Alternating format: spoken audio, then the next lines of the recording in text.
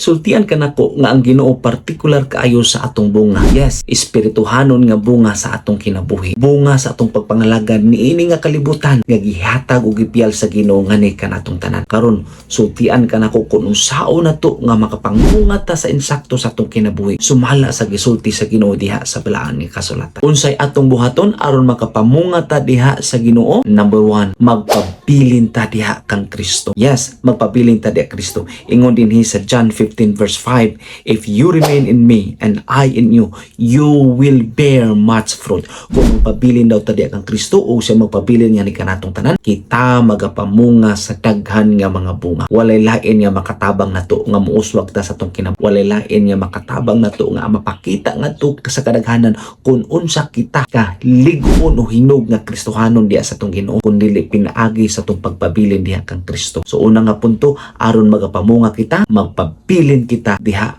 kang Kristo. Ikaduha niini ang atong pagpaubos o pagpabilin kanunay diha sa pruning sa Ginoo. Sultian kanako aron nga mas mobunga pagyud ang atong kinabuhi. Naay mga panahon na ay higayon nga tugutan sa Ginoo nga kita pruningan ang atong kinabuhi tungod sa mga pagsulay, problema, mga challenges sa atong kinabuhi. Munang kinahanglan ta magpaubos-ubos halig ta sa Ginoo tungod kay nasayod siya sa imo sa akong kinabuhi. Ingon pa ang pulong sa Ginoo, John 15 verse 2, every branch that bears fruit he prunes that it may bear more fruit. Importante ang pruning, importante ang mga pagsulay nga ato magian kay kini mas makahulma sa imong sakong kinabuhi. Mintras ni atan ni kalibutan na ug nahulat ta sa tibuok natong bunga sa atong kinabuhi, si tinuod natong bunga sa atong kinabuhi ni ining atong pagpangalagad sa atong sunod ni ini aron makapamunga ta sa atong espirituhanon nga kinabuhi. Kinahanglan nato ang pagserbisyo ngadto sa uban nga walay pagpanako. Ingon ang pulong sa Ginoo, John 15 verse 8, by this that my Father is glorified, that you bear much fruit. Aron mahimaya ang Ginoo, aron atong mapasidunggan ang Ginoo,